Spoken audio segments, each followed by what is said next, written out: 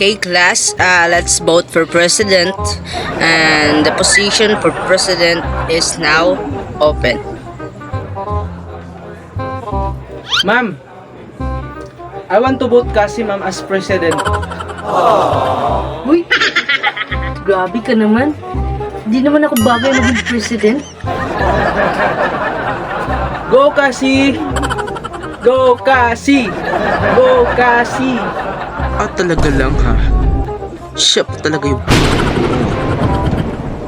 dako sa akin mamaya. Hoy, Bogart.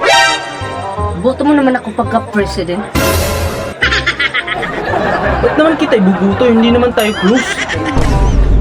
O sige, ililibre na lang kita mamaya. Talaga ba? Basta bilhan mo ko ng burger ha. Yung dalawa. Isa ka pang uto-uto ka. Kala mo siguro ililibre kita, no? Ma'am, I want to vote Sheila, ma'am, as president.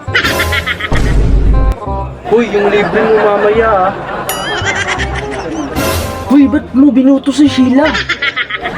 Okay, class, we have two candidates for presidents. We have Cassie. Go, Cassie! And Ay, ba't Sheila. nandyan si Sheila? Cassie na yan for the win. Hoy, Cassie. Hindi ka na babagay maging president ng classroom kaya bumaba ka na lang. Hindi ko naman to ginusto.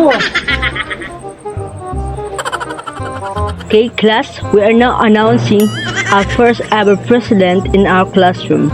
And the winner is Cassie Batong Bakal.